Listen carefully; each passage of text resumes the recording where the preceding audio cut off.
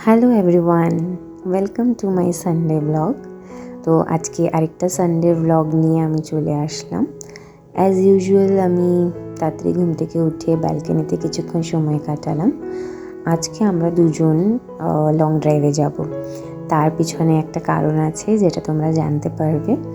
পুনেতে খুবই গরম পড়ে গেছে আর সানস্ক্রিনটা মাস্ট, কেন কি পুনেতে বাইরে বেরোলে খুব তাড়াতাড়ি ট্যান হয়ে যায়।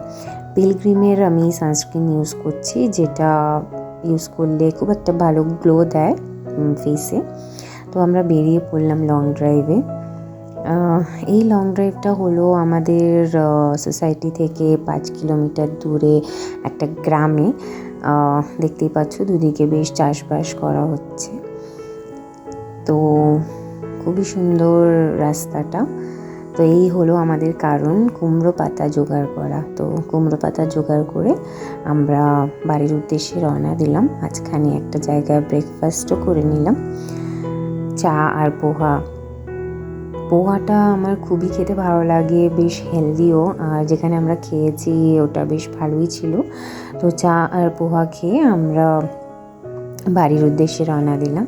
তো মাঝখানে একটা নার্সারি পড়লো, নার্সারিটা দেখে তো দাঁড়াতেই হবে আর গাছ কিনতেই হবে।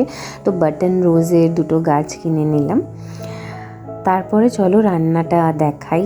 এটা হলো একটা রেসিপি যেটা আমি অনলাইন দেখেছি ফেসবুকে, আর তারপর থেকেই আমার ওটা খাওয়ার জন্য, মানে বানিয়ে খাওয়ার জন্য খুবই মন চাইছিল।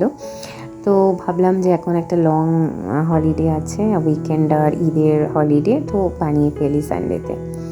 পেঁয়াজটা আমি প্রথমে কেটে নিলাম, তারপরে কিছু লঙ্কাও নিয়ে নিলাম, কাঁচা লঙ্কা। ঝাল আমাদের দুজনেরই খুব ভালো লাগে, তো একটু বেশি পরিমাণেই আমি লঙ্কা নিয়েছি। তো তোমরা যতটা তোমাদের খেতে ভালো লাগে ততটাই নেবে। তো পেঁয়াজ আর লঙ্কা কেটে নেওয়ার পরে আমি একটু জিঞ্জার গার্লিক পেস্ট করে নিলাম।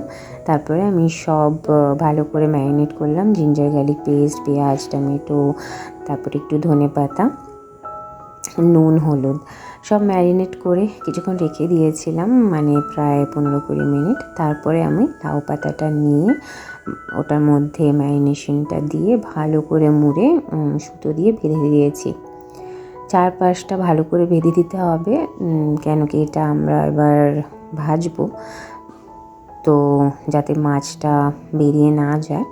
তো ভালো করে বেঁধে দিতে হবে। একটু ঝামেলার ব্যাপারটা, কিন্তু খেতে কিন্তু খুবই ভালো হয়েছিল, একবার নিশ্চয়ই ট্রাই করতে পারো। তো সবকটা আমি আগে ভালো করে রেডি করে নিলাম বেঁধে, তারপরে মাস্টার্ড অয়েলে ভালো করে ভেজে নিলাম। তো যখন মনে হলো একটু ভাজা হয়ে এসছে, তো উল্টে দিয়ে দেখলাম রেডি হয়ে গেছে। এটা গন্ধটা কিন্তু খুবই সুন্দর বেরিয়েছিল। এইখানে আমি করছি সর্ষে কাতলা। তো সর্ষে কাতলাটাও রেডি হয়ে গেছে। এবার দেখতেই পাচ্ছ আজকে আর বেশি কিছু বানানো হয়নি। আর এখানে আমার মাছটাও আমাদের খাওয়া দিচ্ছিল। তো এবার টেস্ট করার পালা, কেমন হয়েছে। তো আমি যাই রান্না করি, যারা আমার রান্না খেয়েছে তারা বলেছে আমি যাই রান্না করি খেতে খুবই ভালো হয়। তোমরা কেউ যদি আমার রান্না খেয়ে থাকো, যারা আমার ফ্রেন্ড লিস্টে আছো, নিশ্চয়ই কমেন্ট করো তোমাদেরও ভালো লাগে কি না। তো এটা কিন্তু খুবই ভালো খেতে হয়েছিল, এক্সপ্রেশন দেখেই বুঝতে পারবে। তো খাওয়া দাওয়া কমপ্লিট করে একটু রেস্ট নিয়ে আজকে আমি দেখা করতে গেছিলাম আমার কিছু পুরনো ফ্রেন্ডসদের সাথে। তো আমরা সবাই একসাথে ইউরো স্কুলে জব করতাম, আমাদের একটা খুবই ভালো গ্রুপ। তো মাঝে মধ্যেই আমরা দেখা করি, আর দেখা করলে বেশ ভালো লাগে। তো সানডেটা এখানেই শেষ। বাড়িতে এসে কিছুক্ষণ রিল্যাক্স করলাম, ব্যালকনিতে কিছুক্ষণ বসলাম, বেশ সুন্দর হাওয়া দিচ্ছিল, তারপরে ঘুমিয়ে পড়লাম। তো আজকের মতন এখানেই শেষ করছি। সবাই ভালো থেকো, গুড নাইট।